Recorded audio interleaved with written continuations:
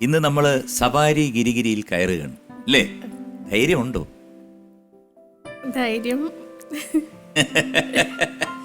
ഇന്നലത്തെ പോലെ നിന്നു അല്ലേ?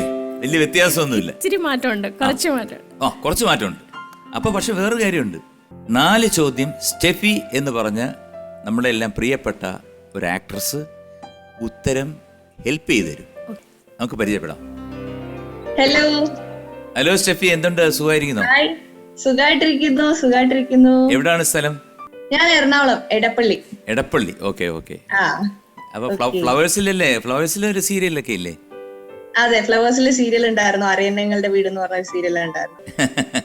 നമ്മള് തമ്മില് പണ്ടൊരു ഷോയില് ഇതുപോലെ ഇരുന്ന് എന്നോട് കുറെ ക്വസ്റ്റ്യൻസ് ഒക്കെ ചോദിച്ചിട്ടുള്ളതാണ്. ആണോ? സരിഗമയിലോ?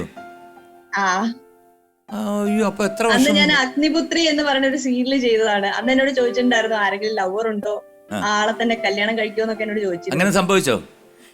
അത് തന്നെയാ സംഭവിച്ചത്. മറക്കൂല. എനിക്ക് പറയാൻ പറ്റാത്തൊരു സീരിയൽ ചെയ്യാൻ വന്നപ്പം ആദ്യമായിട്ട് ഒരു ഇന്റർവ്യൂല് എന്നോട് ചോദിച്ചത് അങ്ങനത്തെ ഒരു ക്വസ്റ്റ്യൻ ആയിരുന്നു. അത് സാറാണ് ചോദിച്ചത്. അപ്പൊ ഞാൻ മറക്കത്തില്ല. ആളെ തന്നെയാണ് ഞാൻ കല്യാണം കഴിച്ചിരിക്കുന്നത്. കുഴപ്പമൊന്നുമില്ലല്ലോ? ഒരു കുഴപ്പമില്ല, സുഖമായിട്ടിരിക്കുന്നു. ഞാൻ ഇങ്ങനെ പലർക്കും ചില ചോദ്യങ്ങൾ ചോദിച്ചിട്ടുണ്ട്. അതായത് നമിത പ്രമോദ് എന്ന് പറഞ്ഞൊരു നടിയുണ്ടല്ലോ, അതുപോലെ എൻ്റെ ആ ഷോയ്ക്ക് വന്നിരുന്നു. അപ്പം ഞാൻ പറഞ്ഞു, ഒരു ഗസ് പോലെ നമുക്ക് ചിലപ്പോൾ നമുക്ക് മനസ്സിൽ ഞാൻ തോന്നുമല്ലോ, പറഞ്ഞു അന്ന് ആ 10ാം ക്ലാസ്സിൽ അങ്ങോട്ട് പഠിക്കുകയായിരുന്നു. ഞാൻ പറഞ്ഞു 2 വർഷത്തിനകം താൻ സിനിമയിൽ അഭിനയിച്ചിരിക്കുന്നു. കറക്റ്റായിട്ട് 2 വർഷം കഴിഞ്ഞപ്പോഴത്തേക്ക് സിനിമയിൽ അഭിനയിച്ചു. ഏതോ ഇൻ്റർവ്യൂ വന്ന് പറഞ്ഞു, ഇത് MG സാർ ഇങ്ങനെ എൻ്റെ ഒരു ഇൻ്റർവ്യൂവിൽ ചോദിച്ചിരുന്നു ഇങ്ങനെ ഉണ്ടെന്ന്. എന്തോ ഒരു 6th സെൻസ് പുള്ളിക്കുണ്ട്, അത് കാരണമാണ് അങ്ങനെ സംഭവിച്ചത്.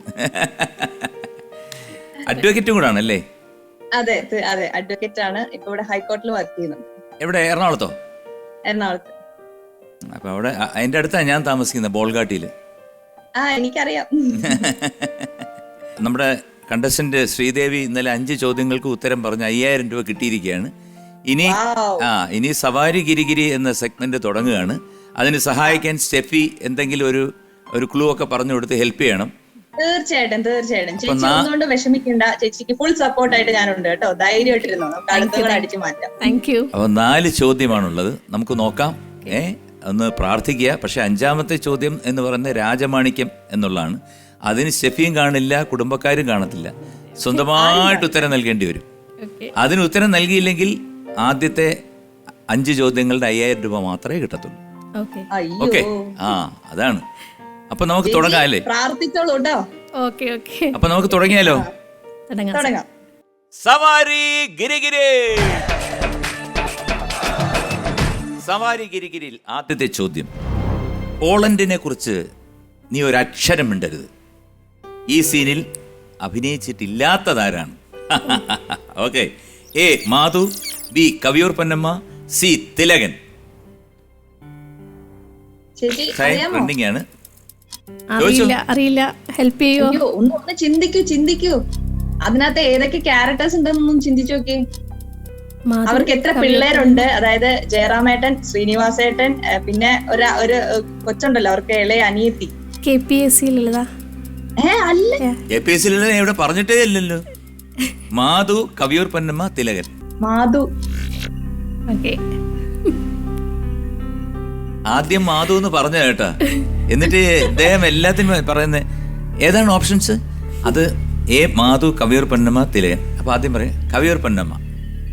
ഞാൻ ഒന്നുകൂടെ ആലോചിച്ചു, തിലകൻ. ഒന്നുകൂടെ ആലോചിച്ചു, മാധു. അപ്പൊ മാധു ഉറപ്പിക്കല്ലേ? കാരണം സ്റ്റെഫി ഒരു അഡ്വക്കേറ്റ് ആയതുകൊണ്ടാണ് ഈ ചിത്രം നന്നായിട്ട് അറിയുകയും ചെയ്യാം. ഓക്കെ, മാധുവിനെ ഞാൻ എടുത്തിട്ട് പൂട്ടി. മാധു എനിക്ക് തോന്നുന്നു ഇപ്പൊ അമേരിക്കയിലാണെന്ന് തോന്നുന്നു. I think so.